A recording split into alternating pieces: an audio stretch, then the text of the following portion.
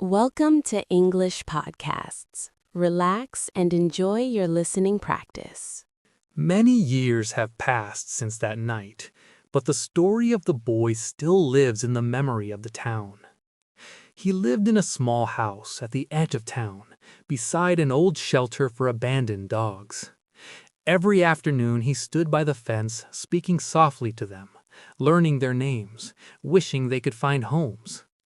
He was not the strongest or the tallest boy, but there was something steady in him. Until the night the sky turned orange. He woke to the smell of smoke and the sound of desperate barking. Not ordinary barking, this was fear. He ran to the window and saw flames rising from the shelter's roof, sparks climbing into the dark. There was no time to think. He ran barefoot across the cold ground. The gate was already burning. Inside, the dogs were trapped, crying out as smoke filled the air. He covered his mouth and went in. The heat struck him instantly. Smoke burned his lungs, but he moved from kennel to kennel, pulling open latches, leading dogs into the yard. Some he carried, others ran once the doors were open. The metal lock scorched his hands. Blisters formed almost at once. Still, he kept going. In the back row, he found an old dog frozen in fear. It would not move. He crawled in, wrapped his arms around it, and dragged it out through the smoke.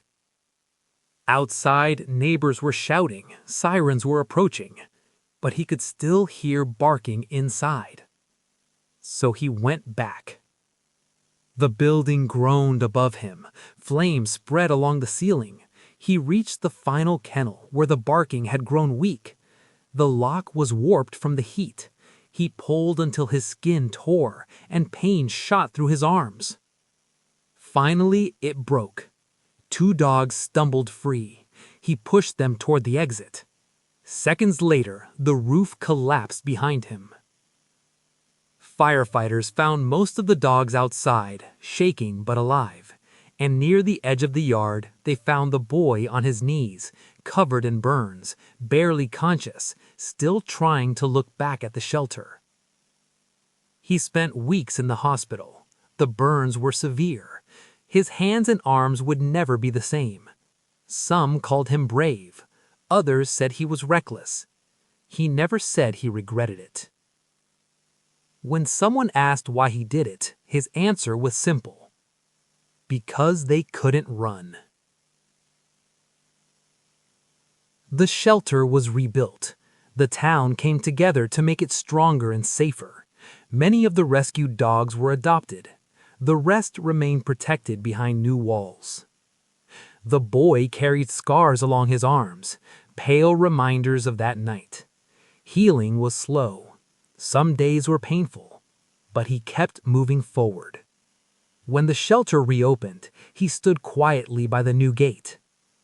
The dogs did not look at him like a stranger anymore. They looked at him as if they knew. He was still just a boy. But in that town, courage would always mean one thing: running toward the fire when others run away.